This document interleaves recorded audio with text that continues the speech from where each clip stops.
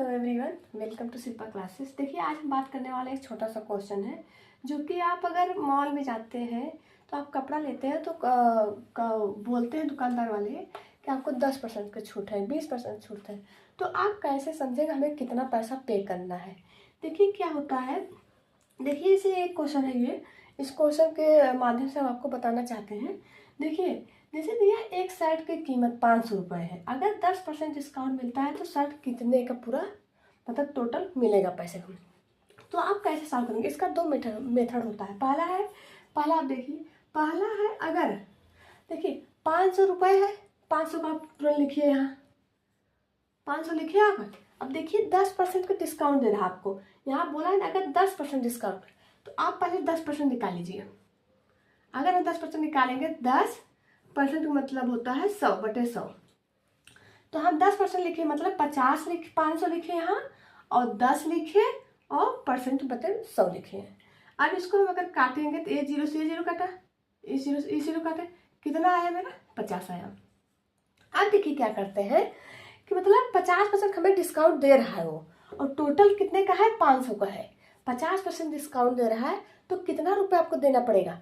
अब आप क्या करेंगे, जो टोटल होता है 500 में से हम अब ये वाला माइनस कर देंगे तो कितना आएगा 450 रुपये। यानी आपको टोटल उसे 450 रुपये देना पड़ेगा। अब देखिए सेकंड मेथड क्या है। सेकंड वाला मेथड यहाँ बता देते हैं, इसको डस्ट कर देते हैं।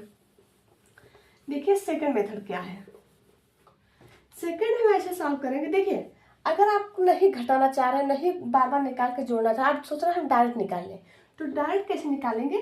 टोटल कितने का है 500 का, तो आप यहाँ 500 लिखिए। 500 लिख लिए। अब देखिए 10% का डिस्काउंट दे रहा है, यानी आपको 90% का वैल्यू का मान मतलब देना पड़ेगा पैसा। तो 10% का डिस्काउंट दे रहा है, 10% आप छोड़ दीजिए, बचा कितना 90। तो आप 90% डायरेक्ट निकाल लीजिए, मतलब जितना आपको देना है। 10 तो आपको दे ही रहा है डिस्काउंट, आपको मतलब 90% का मतलब 90% डिस्काउंट का मतलब पैसा देना पड़ेगा 90% का। तो आप 90% का डायरेक्ट निकाल लीजिए। तो 90 लिखेंगे हाँ बटे 100 लिखेंगे।